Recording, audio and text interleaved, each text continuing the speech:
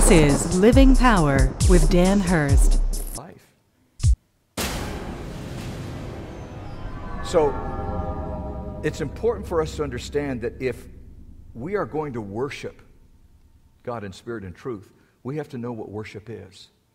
Worship is acknowledging that God demands and requires and expects my absolute surrender to His holiness, and then yield to all of the demands that makes on my life. That's the first step. The second word that he uses is the word spirit. And he says, anybody who worships must worship in spirit. Now, the common belief was, and it still is to this day, that, listen to this. The common belief was, and is to this day, that you have to make God happy before you can be happy. There was a sense that, I've got to do something to make God happy. I've got to do something to make sure that God is pleased with me. I've got to do something so that God won't be mad at me. Because, if God gets upset with me, He's going to thump me.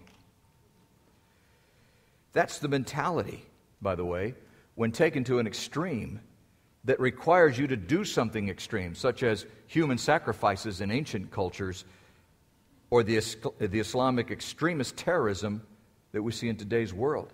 It's operating out of this desire or this sense that I have to do something to make my God happy. Because if I don't make Him happy, He's going to be unhappy with me. And if He's unhappy with me, then my life is going to be miserable. How many people do you know, and are you one of them, that has said before, my life is a mess, God must be unhappy with me? You're living by this credo, that it's my job to make God happy. That I have to do something to make God happy so that my life will be better. And Jesus was saying, no. It's not about that. It's about worshiping in spirit. And even if you don't take it to the extreme, it's a mentality that says, I have to make God happy, and then we become religious so that He'll bless me. But that's the attitude, the mentality. I have to do something so that God will bless me. And so we do things and we say things and we act certain ways so that God will respond accordingly. In essence, we try to manipulate God. And Jesus was saying it's not about manipulating God in order to find favor. It's about discovering God, His person and His presence, and letting that discovery change your life. Let me ask you something. Would your life be better if you did something that would make God happy and God would say, nice job, here's a nickel?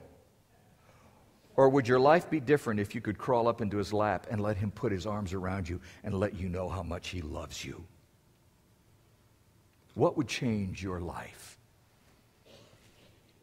That's what He's saying. He's saying it's about worshiping in spirit and coming into the real discovery of who He is. That is what's going to change your life. It's not about what you do, it's about what you discover.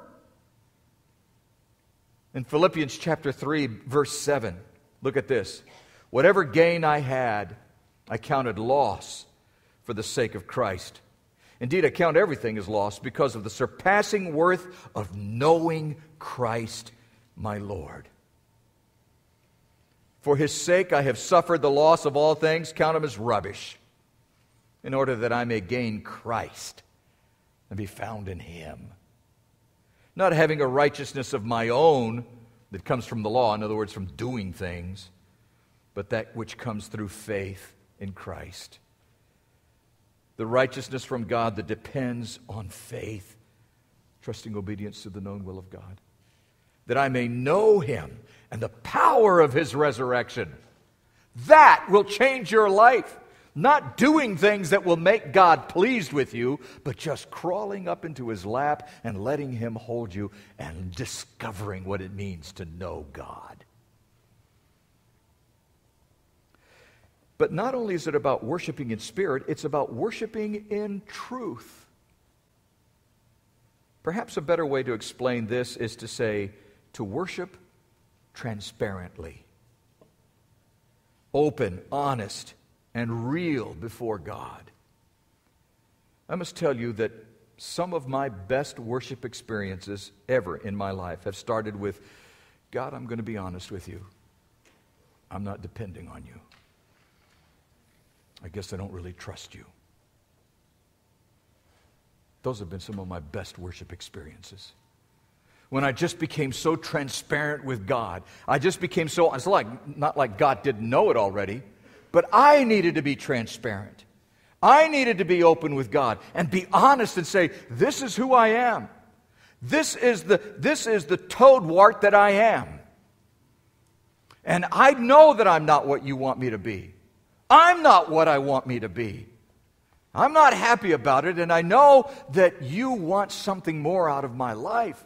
And so God, in all of my failure, in all of my weakness, in all of my sin, I just give myself to you. And I become so totally transparent before God.